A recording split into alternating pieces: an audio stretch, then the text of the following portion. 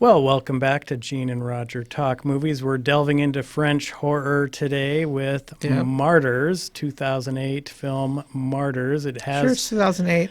well, I could be a IMDb said liar. in 2009. To that, okay, Who fine, cares? whatever, Nobody Gene. cares. Well, I do think people who are into horror really do care Oh, about okay. this movie. It does have a reputation for being uh, complicated and difficult to maybe sit through sometimes, but we'll jump right in. Gene, initial thoughts on Martyrs? Martyrs. Yeah, it's good. It poses an interesting question.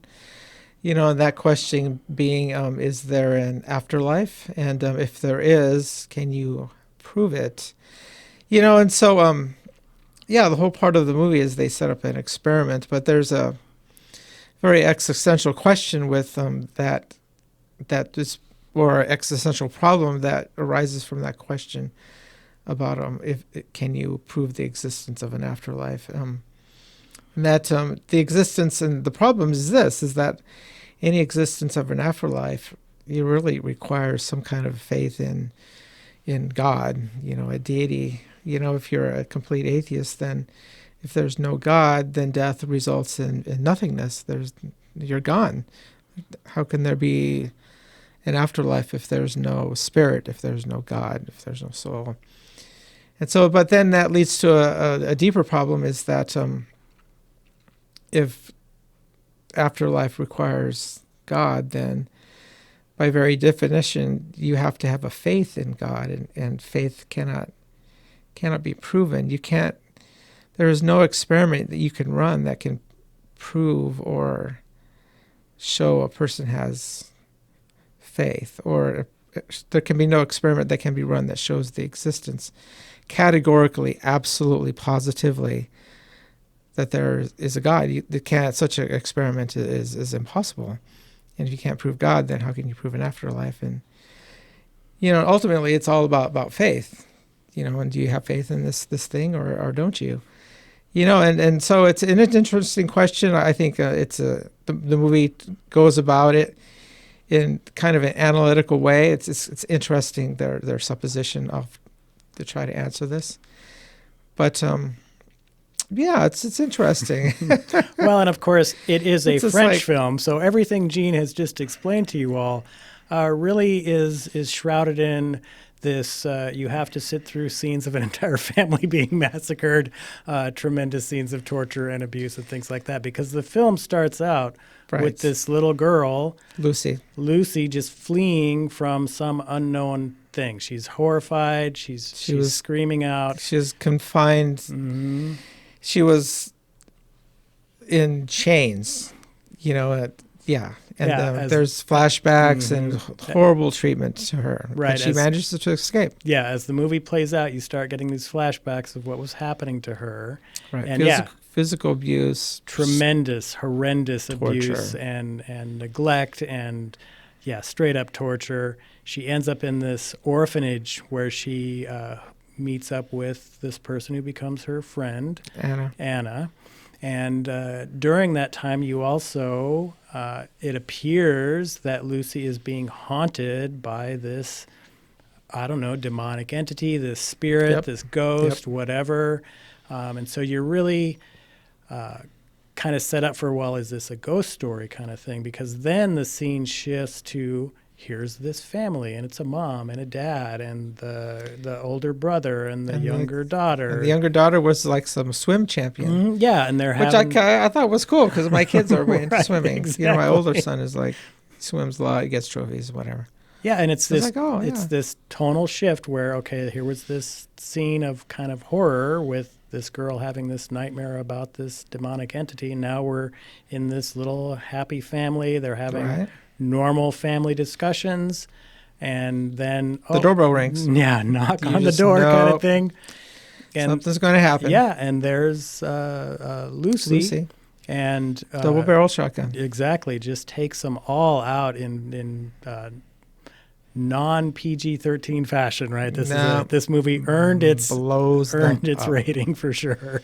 Yeah, takes them out, and so I really liked that scene too, just as a commentary on the suddenness of violence, right? Where it is just a normal everyday event, which is suddenly completely interrupted by this horrific, violent act perpetrated by somebody you don't even know who they are. Right, right.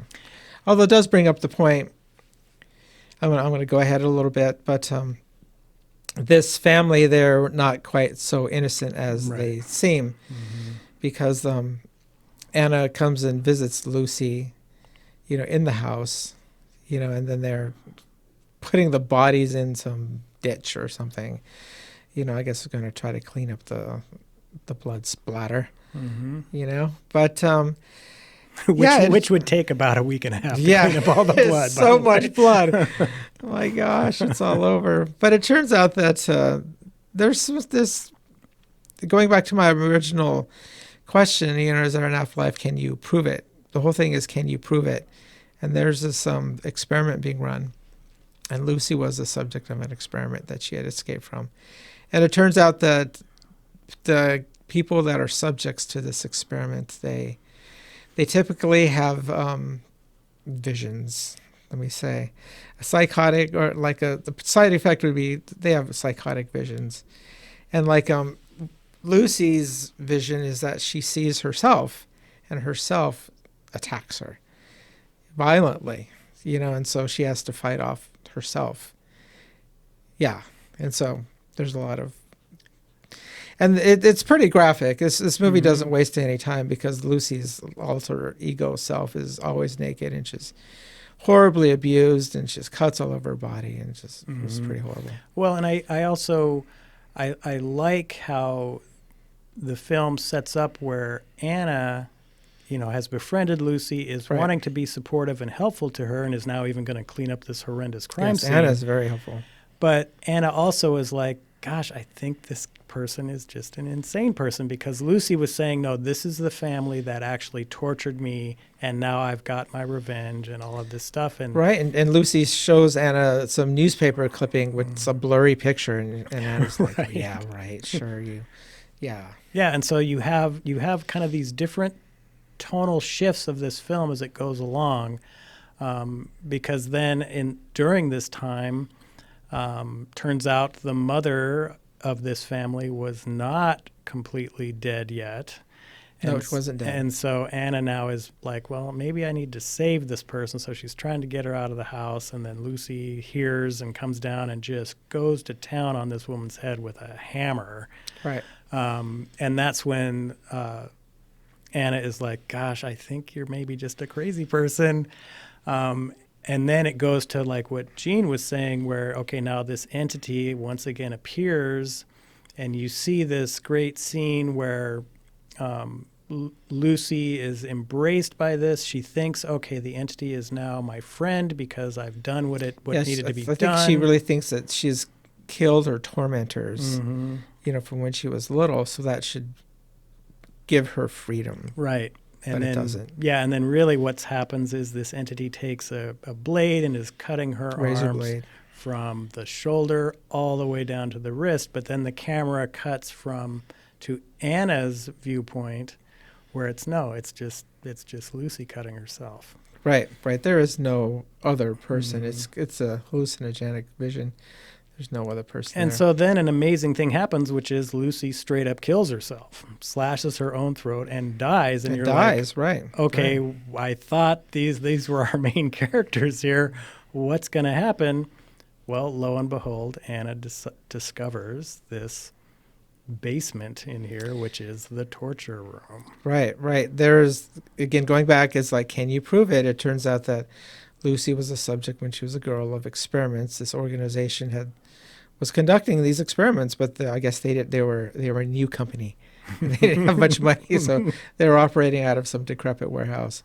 But now, the family that was killed, they were like their house, the regular house was like a front for this very extremely high-tech and advanced experimental place. The chambers, like you went through a cabinet, you opened these cabinet doors, you kind of had a duck. But then you walk down and there's just like subterranean vaults Right. he went down into. And Anna goes down there, and they're conducting the same kind of experiments that they were doing with Lucy, but on a much more advanced scale. So this family was not innocent on any level. So in a way, you could maybe say that, they, if you believe in karma, what goes around comes around, like that. And the movie is disturbing, though. I have to admit this as a father, it's like you just want your kids to have a great life, but then, it's just seeing a young person just, part of the side effects of all this torture is that they want to harm themselves. And so Lucy was really going out of her way to harm herself, and then Anna, as she's going through the advanced subterranean chamber, she discovers there's a person down there who's undergoing similar treatment that what Lucy went into. And she releases her, but then she doesn't have freedom, though, because she has visions as well, and then she commits tremendous amounts of self-harm. Yeah, and in the typical French way, they just show it all. Right. Yeah, of course. Yeah. Welcome to extreme French horror where we're not holding anything back. But Yeah. I do think, the trauma aspects of the Lucy character and then this other character that Jean has just alluded to, this untreated trauma, these are the extreme directions stuff like that can go where, yeah, you might be hurting yourself and not able to really interact with realities of your situations, and you're hallucinating and all of this stuff. So I really like these shifts as the movie goes because, like I said, it starts out, oh, is this a ghost story? And then it kind of turns into, is this a slasher movie where she's just going to town shooting them all? And now it's apparently some sort of mystery because, oh my gosh, Lucy was right the whole time, and now Anna she was. has discovered this huge subterranean cavern with all this equipment in it. And then, and here's another person that's undergoing the torture. And right as she gets that person up to the, like, hey, let's go outside and get out of here. Yeah. What happens? It's another weird shift where a bunch of dudes show up and gun that person down. Yeah. she gets shot in the head. And it's like some sort of and we just see it all. Illuminati thing going on now. Yeah. Where, but it turns out, here's the ringleader of the whole operation, known only as Mademoiselle. She's an old lady. Old French lady. Yeah, old French lady, of course. And it's like, oh, I'm going to explain the whole thing, what we're doing here to you, which she does. And she does that through showing photos of people in the last moments of their life and all this stuff. But she basically comes to the point of, all these experiments we were doing, really we found that young women perform the best as far as what we're trying to ultimately do here. And so welcome to Torture Club. Right, exactly. And then I will say this movie earns its reputation as a difficult film to sit through because Anna is subjected to about, I don't know, Gene, 22 minutes of film time of nothing but getting tortured, beaten, force fed, horrible food. slapped, just the worst possible thing you can imagine. And again, it's not. At a certain point, you're like, well, is this the rest of the film where I'm just going to watch this girl who's gets her hair cut off and gets repeatedly punched? It's almost like they're on a schedule because there's this ladder that comes down, and every time the ladder comes down, it's like, oh, okay, it's the guy who's going to punch her a bunch of times again. Yeah, and this is a big guy, and he really goes to town on her. Yeah, and so it gets really hard. I was really thinking about this, and it seems like they have the hypothesis is that a person who becomes, and this is where the word martyr comes from. They use the word martyr in this sense, is that a person becomes a martyr is someone who can kind of see the afterlife, or they can see heaven, because Roger alluded to it, is that when someone's near death, they have this stare, like they're really looking at something that nobody else can see. And so their idea is that if you can get people to that state, then maybe they'll share with you what they're seeing, and that gives you an insight as to what heaven really is, because they're seeing heaven or they're seeing the afterlife. And so if you can kind of tap into that, then that can give you evidence of what this place is. And so it's kind of a bridge, to what's past life, because no one knows, right? How can we know? So that's the whole point of their experiment. But they're to get somebody to be a martyr, you have to take away their identity. You have to, no encouragement, frequent pain, a lot of humiliation. Yeah, that guy just beats Anna up. Mm-hmm. And then finally the guy says, "Well, you're about to the end," and just when you thought you'd seen enough, it gets worse. Right, because they full on decide, well, now's the time to remove all your flesh. They take all of Anna's skin off. Yeah. Mm-hmm. And I do like, though, how that there, because prior to that occurring, there's like this inner dialogue between Lucy and Anna, where she is basically saying to her, "You've got to let go." And I did like that because there is that point where she does let go, and then suddenly there's no real pain anymore. And I'm wondering, is there a point in human misery, right, where you've taken so much abuse that it actually doesn't hurt anymore?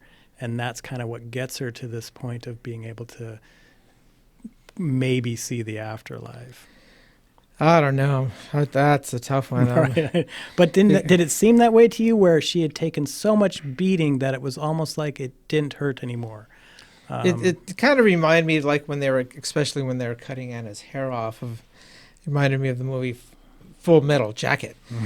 Or like, because the young men were going off to war at Vietnam, and there was army boot camp, Paris Island, and they're cutting their hair off, and what they were doing to Lucy really kind of is, in essence, what the Marines were doing to those guys. Is trading them to be, like machines, and to be act in non-human ways. And so they're trying to get Anna to act in a way that's typically not human. Because normally, we're alive and we see our senses register what's around us. But do you want to get that person to the state where they're seeing beyond their senses?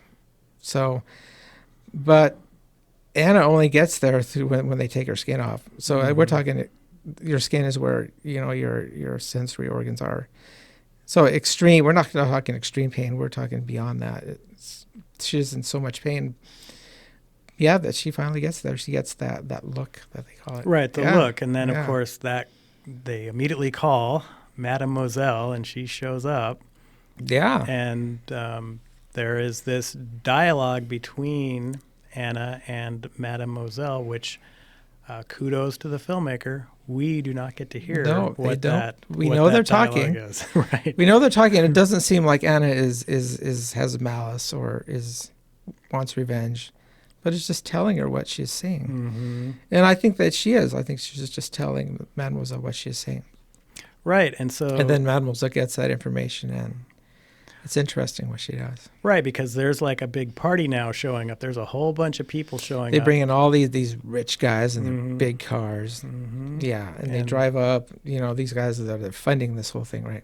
Mm-hmm. Well, and I did notice most of those people were old. Yeah, right? And so it's like, we're throwing our money. We want to see what the deal is because we're getting near the end of our lives. And I want to see what's coming. Yeah. Mm-hmm.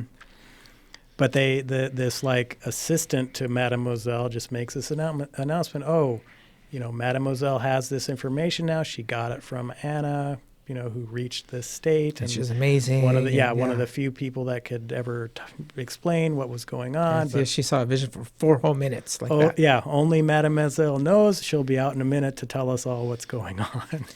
No, she never makes it. Right. Because then I think one of the great parts about this film, and aside from all of the torture and the skin removal and the shotgunning of the family and stuff, the ending of this film is great because the assistant then goes up and he's like, knocking on the door. "No, Mademoiselle, they're all waiting for you. Oh, I'll be there in a minute." But then she says the great line of dialogue where she is asking the assistant essentially, do you believe there's an afterlife? What are your thoughts? Is there life after death, et cetera, et cetera? And the guy is like, "Well, I don't really know."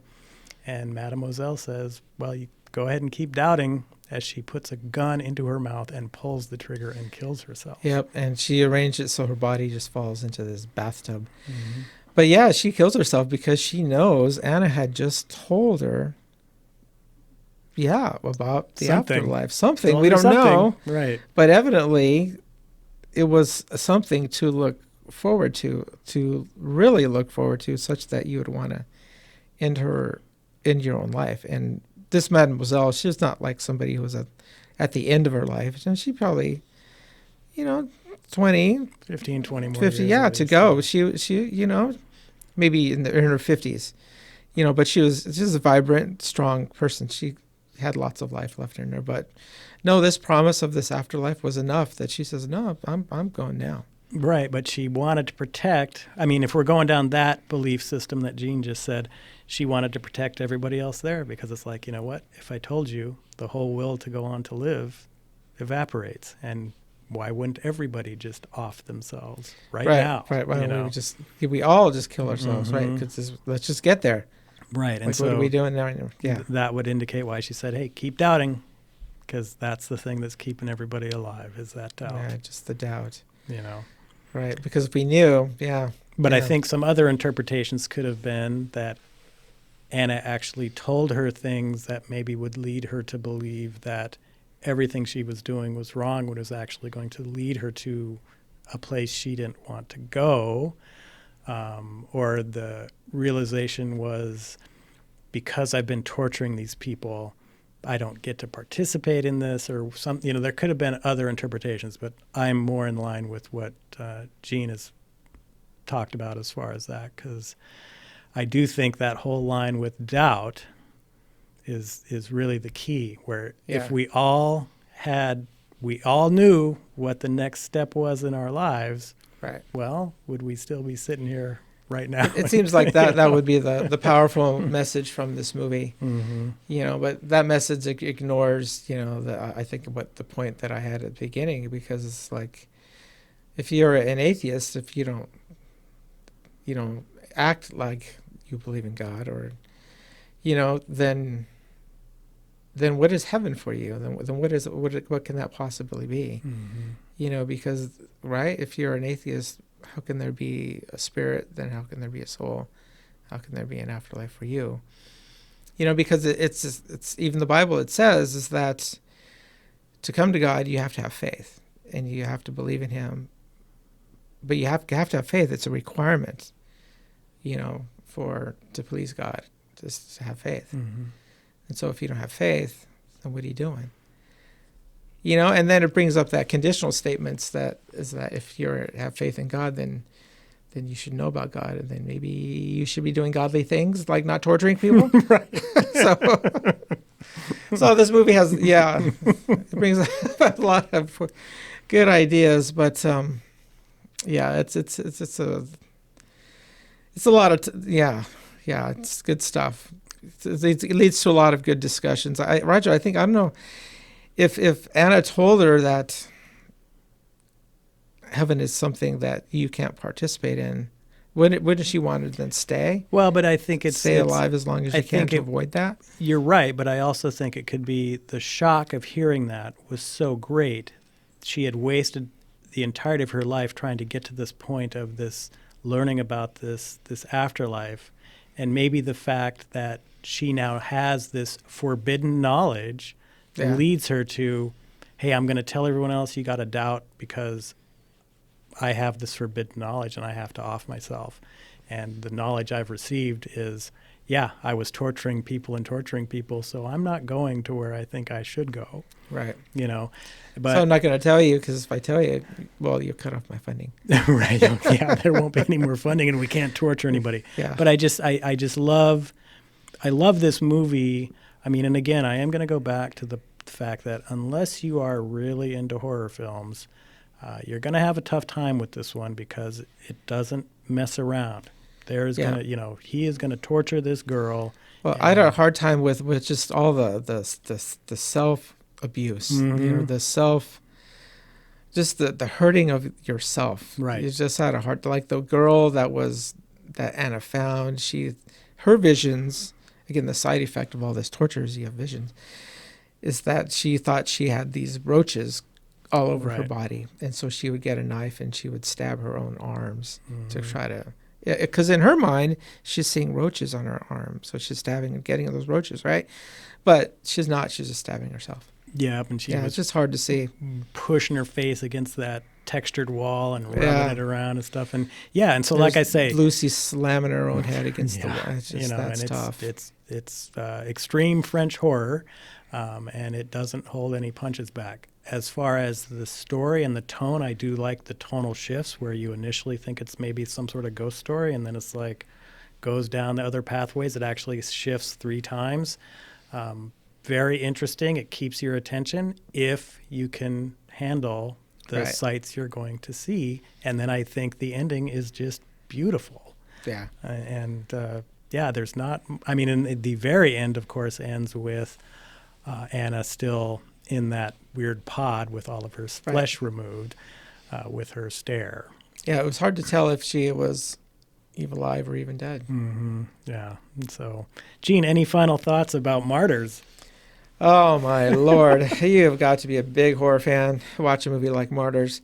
But I don't know. We watched it. Mm-hmm. So it's some interesting ideas, again, about this afterlife. I think ultimately, try to make your life here on the earth as best as you can. I think that's the Little message, really. uplifting stuff from Yeah. Gene after watching this one. Let's just try to be good to each other, and let's make heaven here on earth. Let's just do that. Why don't we Right. just do that? But I think, Gene, we've kind of been on a little bit of a run of kind of these religious overtones type movies. We did Frailty, we did Saint Maud, and now we've done this one, which I think fits within that concept of religious thoughts. Any thoughts of what we're going to do next? Not really. Maybe we could do another one, and then maybe move away from it. I don't Do you know. want to do another extreme French horror film? No, not really. Not right now.